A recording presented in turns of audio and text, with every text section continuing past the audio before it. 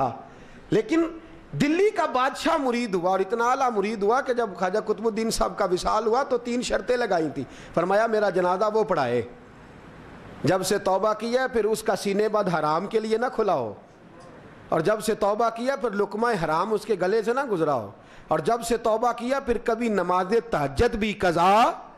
بڑے بڑے صوفی میری طرح کے گردن جھکا کے کھڑے ہو گئے. 7ویں صف سے دلی کا بادشاہ نکل آیا، کہنے لگا پیرا ساری زندگی میں نے پردہ داری سے عبادت کی تھی، تو جاتی دفعہ مجھے بے نقاب کر گیا ہے.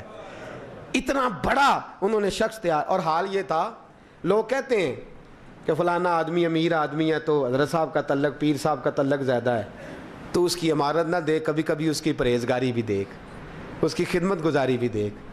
خواجہ قطب الدین صاحب پہ بھی الزام لگتے رہے. ایک الزام یہ بھی لگا کہ قریب چلے گئے.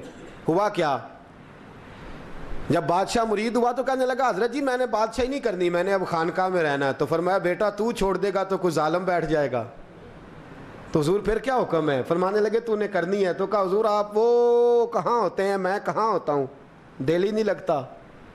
تو آپ فرمانے لگے میں ڈیرا اٹھا کے تیرے قریب لے آتا ہوں.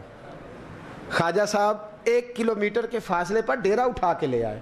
فرمانے لگے میں تیری تربیت کرتا رہوں گا، تو مخلوق کا بھلا کرتے رہنا. صلی اللہ علیہ، تو حضور کی امت کا اللہ اکبر. وہ قریب، اس وقت بھی لوگوں نے بڑی باتیں کی کہ دیکھو جی بادشاہ تھا نا تو پیر صاحب ہی نیڑے آ گئے. لوگ دیکھتے نہیں کہ اصل بات کیا ہے.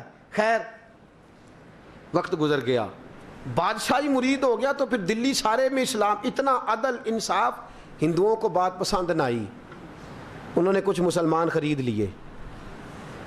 سلطان شمس الدین التمش بیٹھا ہے دربار میں، جاگ رہے ہیں نا آپ لوگ سب، کہیے صلی اللہ علیہ. بڑی غور سے سننے والی بات.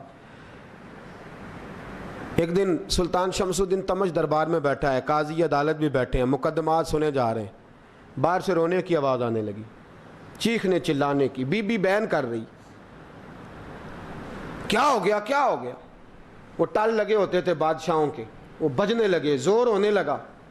بادشاہ نے کہا اس فریادی کو جلدی بلاؤ. وہ اندر عورت آئی تو چیخ چیخ کے رو رو کے اس نے اپنے کپڑے پھاڑ پھاڑ کے، برا حال، 2 مہینے کا بچہ. لوگ اس کی آہو زاری پر اس کی طرف متوجہ. بی بی کیا ہوا، پانی پلاؤ بٹھاؤ، یہ کیا ہو گیا. کہنے لگی لٹ گئی، عزت برباد ہو گئی، تباہ کر دی گئی. میں کیا ہوا؟ کہنے لگی بادشاہ ایک شخص میرا غیر شرعی خامند بنا، پھر مجھے حمل ہوا، پھر میری گود میں یہ بچہ ہے 2 مہینے کا. اب گئی ہوں تو وہ کہتا ہے کہ میرا تو تیرے سے تعلق ہی کوئی نہیں. بادشاہ کہنے لگے یہ سلطان شمس الدین تمش کی جگہ ہے، اور میں نے رسول اللہ صلی اللہ علیہ وسلم کے دین کے مطابق حکومت استوار کی ہے. کون ہے جو تیرے ساتھ؟ ابھی گردن نہ کاٹ دوں گا، بات کر کون ہے. کہنے لگی تو کچھ بھی نہیں کرے گا، کوئی کچھ نہیں کر سکتا. لوگ کلمے چھوڑ کے بیٹھ گئے، توجہ ادھر ہو گئی. پراپوگنڈے بڑا اثر کرتے ہیں معاشرے پہ. رنگ ایسا عجیب ہے، انداز ایسا عجیب ہے. فرمایا بات تو کر. اس عورت کی آواز گونجی تو حالات ہی خراب ہو گئے. کہنے لگی بادشاہ حوصلہ پیدا کر سننے کا. کہا تو بات کر.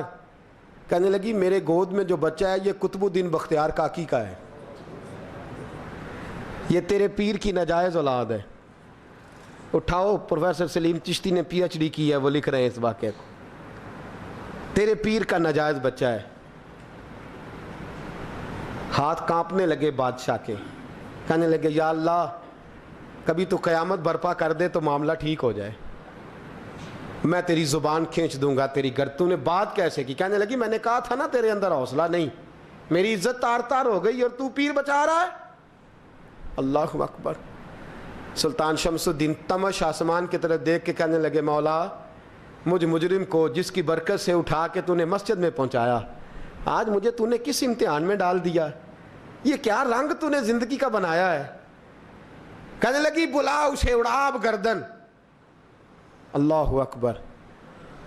خواجہ قطب الدین بختیار کاکی، ذرا اس جگہ پہ اپنے آپ کو کھڑا کر کے دیکھ میرے دوست.